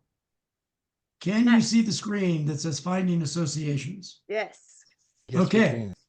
Let's do this thing. Okay. I get so excited with my own material. And I'm pathetic on how impressed I am with my own material. Okay, let's go. So let's talk about getting stuff for free. Everybody likes stuff for free. So you can go to the public library still, and in the reference or research department, they'll probably still have the last copies of the National Trade and Professional Association Directory, encyclopedias of associations. They will probably still have those. They may even have subscriptions to some of these resources online that you can access. So don't be hesitant to go hit your public library, and you can find associations that way. You know, Google has been doing autofill for years, you know, so you can type in manufacturing associations, but with AI now, it's so much better. This is another one that's good that you should all know about. directoryofassociations.com. It's free. And at directoryofassociations.com, you can search by, as you can see, states, types, categories, sizes, and, you know, plug that in, and it will give you various things that you want. So I would say that can be a good resource for everybody that you don't have to pay for. I'm just grabbing this bar and getting it out of the way. Okay. So if you, and again, if you, what you're looking at here is not the paid version of the chat, this is the free version. So in the free version, you can see that I put list all trade associations, professional societies in DC metro area. And then bingo, it gives me the list. Okay, cool. But there was only so many. So if you notice on the very bottom, I circled list more. Well, I go and it gives me now even more. I'm now up to 90. So the thing with the free versions of the large language models, if you're searching for associations geographically or in an industry, you know, don't forget to keep hitting list more, list more, list more, because it will only give you limited amounts. So we can go to buying the information. And if you're an NSA member, you can buy a subscription to Association Insight, which is Columbia Publishing, which is the old NTPA directory. All the information from the NTP directory is in here. It's $400 through NSA. There's a good and a bad. The good is it's got really, really good information. The bad is you can't export the information. They force you to stay within their environment. So you have to use their CRM as your CRM, which I think stinks. So, you know, there's a lot of good information. It's very precise. It might be a year or two old, but it's very precise. But on the other hand, hey, you can't take the information out other than manually. Talked to you about the NTPA before. Look around, see if you can find them, Amazon, YouTube, Amazon or eBay. Now, I also want to talk to you about association management companies. What may happen, all of a sudden you're prospecting, you keep seeing the same address as the mailing address for, let's say you're prospecting distribution and the national distribution of that, or the national distribution of that. And all of a sudden it's like, hey, wait a minute, isn't that the same address as the other group? And they're probably managed by an association management company. Now, this is the website for the Association of Association Management Companies. And that's what it used to be called until about 5 or 8 years ago. They changed the name to AMC Institute, Association Management Company Institute. You can see where I've got circled, find an AMC. So if you want to find some of the bigger AMCs in the country, or even AMCs close to you, and you can always call them up and say, hey, could I come in, do a lunch and learn, bring, Subway sandwiches for all your people, all your account execs, and let me talk about my content? Maybe they'll let you. Speakers bureaus sometimes do that also. So in searching their members, you can search it by all kinds of interesting data, or and especially there, if you notice the bottom one is location. So, you can just put, okay, California, or maybe put San Francisco, or maybe put Sacramento, because a lot of California state associations are headquartered in Sacramento. Now, a very large AMC, Association Management Company, give United Smith Bucklet, they're in Chicago. They manage over 300 associations.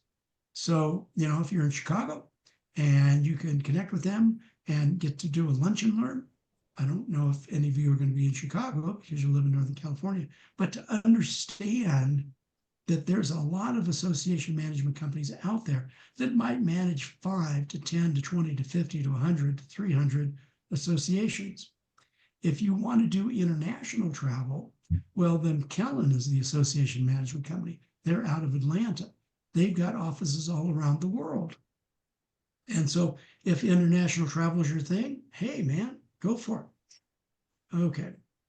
I got to keep moving fast because I've only got a little bit of time and I got a lot of stuff. So if, just to let you know, in the association world, the paid people are usually the CEO, executive director, executive vice president, administrator, president, the volunteers, president, chairman. We talked about that a little bit earlier. What about going after associations of association management? I'm sorry, why not go after societies of association executives? Now you can go into Google and ask Google, or you can use any of the large language models and ask for a list of societies of association executives. You can see here, I listed it in ChatGPT. It didn't give me that much. But for you in California, the California Society of Association Executives, they're in the Sacramento area. Here's their website. And all you have to do is, you see here where it says about, I have the circle, submenu came down, staff, bingo, right there. You find out all the people you want to find. Now, with societies of association executives, they may not pay you or I to speak. Some have paid me, some haven't. But the thing to remember is you have between 100 and 500 association decision makers in your audience. Is it worth it to showcase in front of 100 to 500 people that could hire you? Well, it is to me. I don't know. It may or may not be to you. If you are an ASSC member, in that download, this right here, which is state and local societies, that's a download of a list of all of them. So if you're an ASSC member, know it's there. Also, now the Association of State Societies of Association Executives, there's, just to make it even more confusing, is Association Societies Alliance. I put their URL very large on the bottom. You might want to do a screen capture for this real quick so you have it. And a lot of the state executive directors, this is an association, they get together twice a year. And so let's just say you got on their program, even if they didn't pay you, you're going to present to 50 state societies of association executive directors that can bring you into their meeting, and their meeting will have between 100 and 500 association executives that can hire you, that can pay you to come. So this is good to know about these things.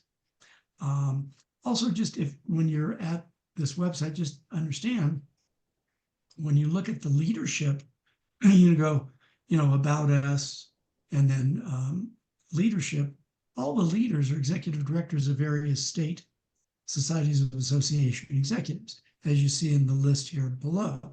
Each of these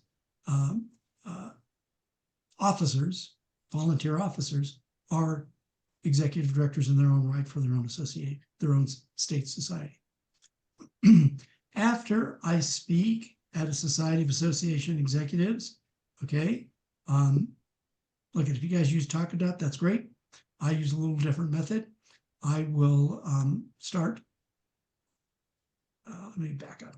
I'll start doing my presentation, and I won't give them a handout, and I'll wait 5 minutes in, and they're writing, and I say, oh, I'm sorry. If anybody wants the PowerPoint, I'll strip all the pictures out because it'll be too big of a file, but I'll give you all the content. Just drop off your card or write your email address on a piece of paper and leave it down for me, and I'll send it off to you. I consider if any of those people did that, I will send them what I promised, but then also it gives me the right to call them, and I get on the phone, chat with them. Hey, have you used the information from my workshop? It's a very benign question. It's not threatening. Have you accessed the articles in my article bank? Very benign, non-threatening question. Did you join my LinkedIn member ROI group? Again, these are all just real softball questions. So now they're relaxed. So now I go in for the kill. Is there a possibility we might do business in the next 12 months? Let's talk about doing business. And depending on how that conversation goes, at minimum, we'll move over to this about asking for some recommendations. So, you need to have the strategy. If you're going to speak at state societies of association executives, where there's 100 to 500 executive directors in that room that can hire you, you need to have a strategy for the follow-up. Now, if you want to use Talkadot, to capture their emails and give them something free, that's fine. That's great. Whatever works. Or if you want to do it, old school manual, that's okay too. But the more important thing is having a strategy.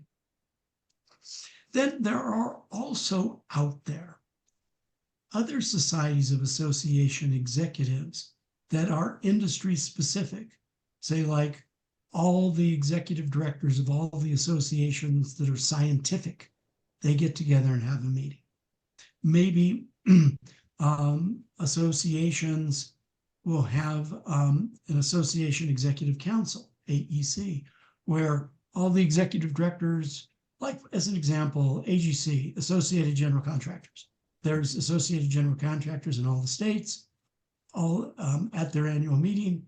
All the executive directors come for a lunch, and you might get to speak at that because then they can all bring you into theirs. Now, as you're looking within the industry, if you can find industry-specific societies of association executives, that can be really good, okay? I'm going to go through these quick. You guys just have to take a quick gander. And it'll give you the information as to who all the members are. If you look here on this page, these are all hyperlinked. All of the members are hyperlinked. So the Connecting STEM Society Professionals, AMSI, American Association of Medical Society Executives, all the executive directors, all of the different medical societies. If medical is your thing, this is where you want to play. Food service, same thing. Food Service Industry Association Executives, same type of thing that you want to keep. That if that's your industry, if that's the vertical you want to go in, you need to know if there is a Society of Association Executives in your vertical. Council of State Restaurant Associations, you all know about NAR, National Restaurant Association. Well, all the state executive directors of the state chapters or associations, they have their own group called the Council of State Restaurant Associations. And then you look at their membership. Who's their membership? Their membership is all the executive directors of the state association. All these people can hire you. And so this is something that you want to know about. Same thing, National Alliance for State Pharmacy, same exact thing. And if you look at the who are the volunteer leaders, they're all executive directors from pharmacy associations. Same thing, osteopath, state executive directors. Again, who are all these people? These are all the executive directors from the state osteopath. So if, I encourage everybody to look deeper. In every national association, there's a good chance there's going to be a lot of state associations, and you want to find a way, if you can speak in front of a lot of those state executive directors, a group like this could be very valuable. Same thing, Council of State Retail Associations, CPA, Accounting Web, Federation, this is National Farm Bureau, which is a federation of all the farm associations, and on and on. So that's pretty cool. You need to know about it. And that'll save you a lot of time learning about that. Now, when you're on the website, let me just get past all this. So I'm sure most of you know what I'm going to show you, so I'm going to go through it real quick. So I'm at a national website, right? I've circled right here, the About. Okay, what am I going to find at the About? I don't find much, but let's say, okay, let's scroll down. Okay, I scroll down. What do I find? Oh, I found the list of the staff. Oh, I found the state, the national affiliates, chapters. Affiliates, concordant bodies, chapters, all the same thing. And so right there, I've got a heck of a prospecting. Now you can, if you have, if you're a ASSC member and you want to go in and use that unfair advantage tool that we have, you could drop that information right in there. And so when you click for the executive offices, here's all the people. These are at least who you'd start checking out to see who the decision makers are. Go further, go for the state affiliates. I mean, so as you're going through the different websites, they're not all the same. Like this one here, National Association of Colleges, says people in groups. I click on people in groups, you hover over, and it says, oh, that's where the state and regional associations are. And then most all of them in the About, that's where you're going to find the staff. And sometimes just keep noodling. You may get the emails, you may not. National Association of Manufacturers. If you want to speak in the manufacturing industry, National Association of Manufacturers is the granddaddy. All the manufacturing associations, almost all of them, will belong to this. So this will be a association of associations in that industry. So when you go About, you find the staff, and you just noodle around and you're finding all the people that you need to find. And also on this website, as a matter of fact, they've got all their members listed. Who are all their members? All their members are the various associations. They're all manufacturing associations, and these are all hyperlinks. You just go right to the association. So it's showing you how easy it is with a little bit of noodling around that you can find, I mean, just tons and tons of people to sell to. People kind of new in the business. Well, who do I sell to? Well, let me show you. NAW is the next step down in distribution, National Association of Wholesale Distributors, and it's the same story. They, most of the distribution associations belong to the granddaddy, and all the executive directors of all the associations get together twice a year for a meeting. And, I've spoken at their meetings before. So you speak at that meeting, you speak in front of people that can hire you. And you just, again, in the About is where you're going to, is the best place to start noodling around. And you find all the stuff you want to find. Sometimes like National Electrical Contractors, as you noodle around and find the local chapter, you just keep going and you keep going and you keep going. And sometimes it's interesting. A lot of association websites, I put this up here because sometimes you go, if you can't find what you want, go to the very bottom of the page, homepage, very bottom of the homepage. We'll a lot of times have links to what we want, to the chapter staff, to the national staff. So, don't hesitate. Check it out. So going deep in an industry, if you notice, National Association of Oil and Energy Service Professionals, I put this up just to point out, okay, if we look over to the side here, we see industry links. There's a circle around industry links. So if I click on that, what am I going to find? Well, as I look at that, I go, well, wait a minute, that's all suppliers. Don't hesitate to scroll down. And when you scroll down, all of a sudden we find, oh, here are all the associations that are affiliate associations to that big umbrella. Well, let's click on Petroleum Marketers Association, and now we go to their website, and we'll do the same for all the other ones, and we'll get all the information on staff, on chapters. And it's really, really easy to find people to try to sell to find people that you want. I want to talk to you about meetings industry publications, because a lot of meetings industry publications has no hosted buyer events. Years ago, buyers would get together and walk up and down the aisles, pick up tchotchkes and all that. Now there's more hosted buyer events, much more targeted. So here's a list. It's not exclusive, but it's a good list of a lot of meetings industry magazines. Do a quick screen capture of this just so you have it. And some of these magazines come and go and change and buy and get sold, but this just gives you a good start. And like North Star is a company that owns meetings and conventions, and it owns Successful Meetings and a couple others. And you go to the MNC Meetings and Conventions website of theirs, and you look under events, and you see Destination Arizona, Destination Texas, so forth and so on. These events where the sponsors pay and they bring qualified meeting planners in, and it's like a 2 to 3 day thing. Meeting planners get education, but it's also that speed dating thing. But they have to give education. That's where you and I come in. They need speakers to do programs that are related to the meetings industry, something that meeting planners would care about. And, you can get good business going in this back door. Smart Meetings is another company. They usually put on a handful of events every year. Small Market Meetings Conference, they do their small market, and the people that put that on also do religious travel meetings. Now, you've probably heard a lot about MPI. At their website, they've got a call for proposals. I will tell you, MPI puts on really great parties. They're very nice people, and it's a waste of time. I really would encourage you, don't waste your time with MPI. If you want to go play with them and go to their parties and all that, cool. But something that's not a waste of time is PCMA, Professional Management Convention Association.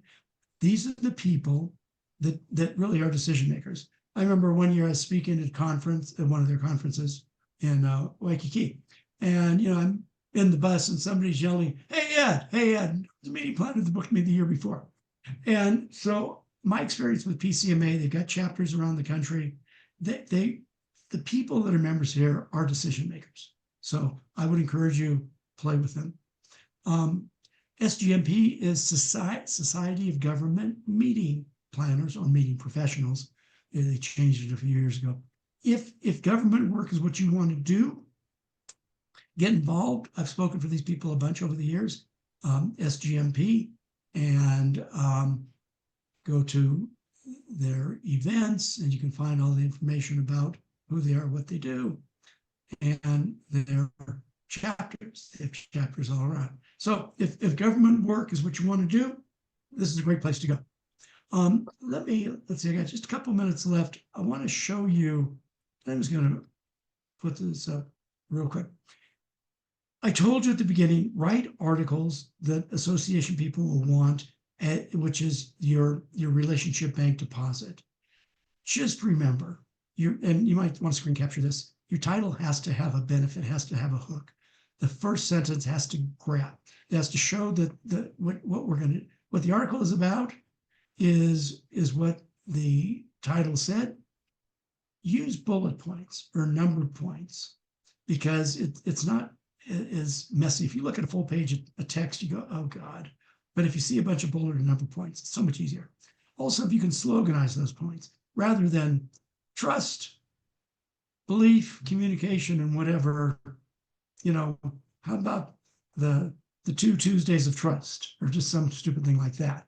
It will catch people's attention more so than making it boring. The article, don't try to sell in the article. The only thing you can do in the article is you can give something away that they could come to, a link on your website where you have, a 27-point checklist or this, or a PDF of your book or whatever. The bio at the end, okay, that's for you. That's where you tell who you are or who you think you want to be.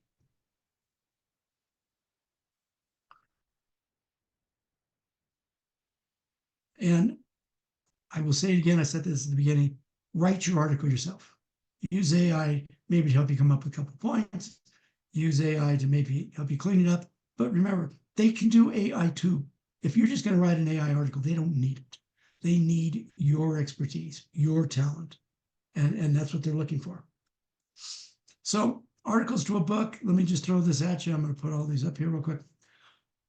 I would encourage you, create in your documents on your computer, in your My Docs, have My Book. Put in about 10 or 12 folders and title those folders, which would each be a chapter of a book that you think you're going to do. Every article you write, just throw in those folders. Come back in a year. And guess what? You're going to have half your book done.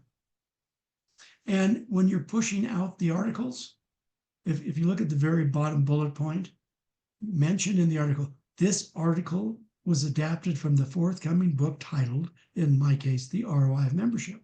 Now, if later I change the title, so what? I'll go back in those articles and change it. If they've already published it and it has a little different title, nobody cares.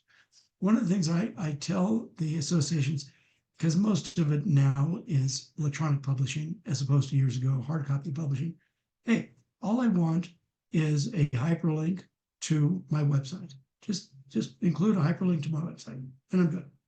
And most of them have no problem with that. For what you want to do, whoops, I'm sorry, I went too fast. For your article bank, categorize your articles, put your photo in there, and have the last bullet point here, your reprint parameters. I have permission to reprint every article at my website, permission to reprint, because I want to be easy 24/7. And I tell editors this when I talk to them, 24/7, you can come to my website, you can grab an article, and in my permission, if they, let's see, here's what it looks like. Oh, I'll just go back from it. And it's in there, but it gives them the information for reprinting. And I also use permission for reasonable edit. And when an editor asks me, well, what does permission for reasonable edit mean? And I go, I don't know. What do you think it means? And they usually laugh. And I will tell the truth and I said, you know something, I've never had an editor make me look bad. In 35 years of doing this, I've only had editors make me look smarter than I am. So if you want to, and why I'm going to go there. You notice on all the titles here of my articles, what do you see next to the title? You see a word count, because that way, if they're looking for a particular word length, they can say, let's just say they come up in this first one here, association members must become evangelists. Let's say they're looking for a standard 700-word article, which is usually one page in a magazine. And they'll go, oh, geez, I can always cut 100, 150 words of fat out of an article. And so if they want that article and they want to fit it in, great. Now, other times you'll see articles that are longer. I come down here and you see an 1,100-word article, a 1,200-word article. Well, that might be a 2-page cover story. But I want to make it really, really easy for the editors. So when they look, because why? Because I want to cheat you out of getting your stuff published. I want them to publish mine because I want to just be the easiest guy. And I trust me, they will never mess you up. They won't make you look bad. They really, really won't. And so, oh, here it is, good. So you see the permission to reprint. So when people click on, let me go back. Okay, when people click on any of these, this is what they're going to get. And so they'll get the whole article. And on the right is permission to reprint. And I have all my parameters and so forth and so on. And you know something, I got to tell you, as long as they just publish your URL, that's all you need. You don't need anything else. So I was going to tell you a story, but I'm not because I ran out of time. I'll leave this speakercommunity.org if you guys want to take a look at that. And in my one remaining minute, I will remind you that on February 7th from 3 p.m. to 4:30 p.m. Pacific time, we're going to get together and we're going to talk some more. I'm going to answer your questions. if you want me to take you through a tour of speakercommunity.org again, I'm happy to do that. It's just a bonus for all of you that cared enough to come on this call. And with that, Miley, I'll turn it back over to you, and I will stop my screen share. Okay, there we are. Thank you so much, Ed, for sharing such valuable insight that can absolutely help all of us, so we can get more paid speaking opportunities. For all of our members and guests, I have 2 questions for you.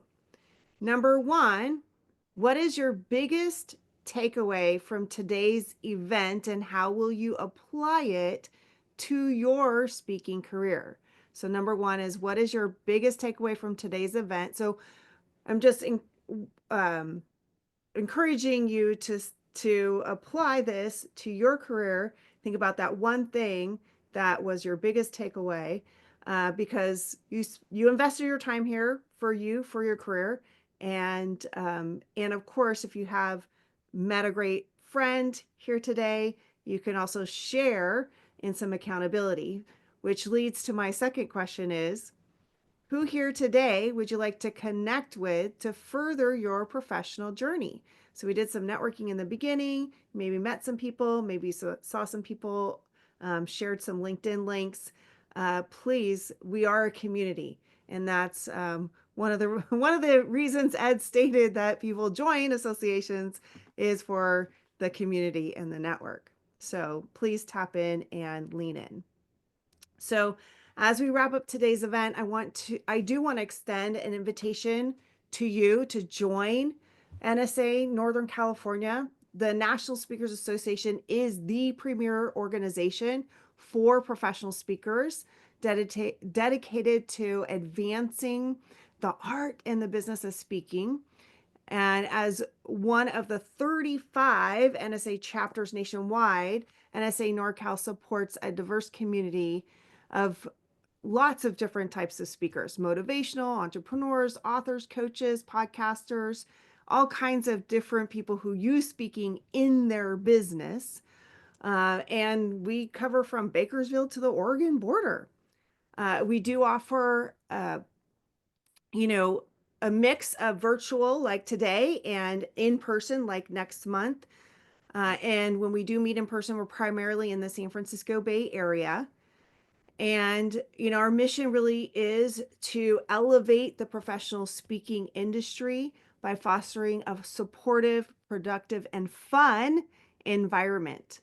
So our members do benefit from networking, skill building, growth opportunities, which help us enhance our presentations, exchange innovative ideas, and share valuable experiences. So becoming a member means joining a vibrant community that champions professional growth, innovative thinking, and lasting connections. So whether you're looking to refine your speaking skills, expand your network, or find inspiration, our chapter offers the resources and support you need to succeed.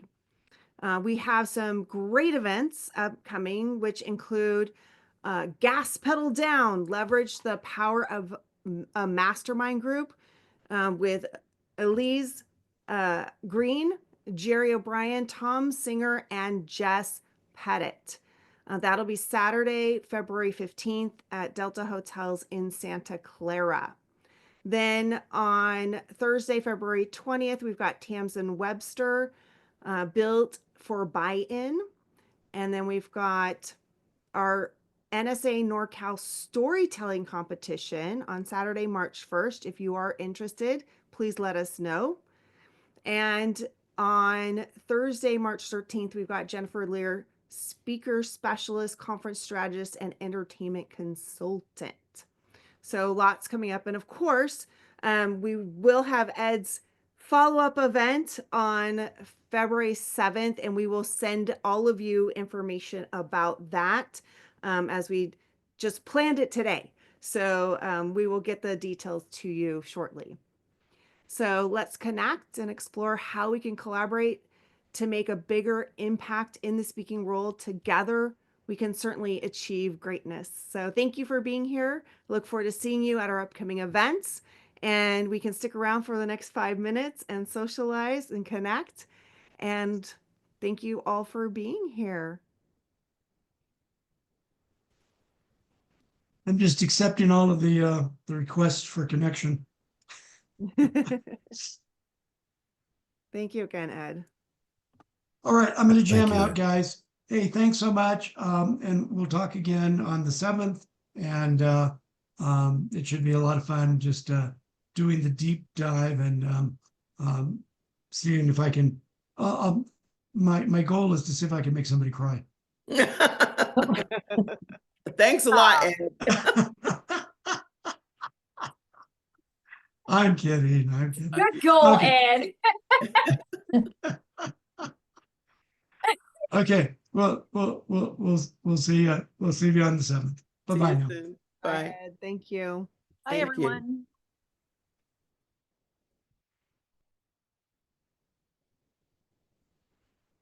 All right. Well, see you all later. Take care, everyone. Enjoy the rest of your Saturday. Thank you, everybody. Bye. Thank you. See you. Bye-bye. You.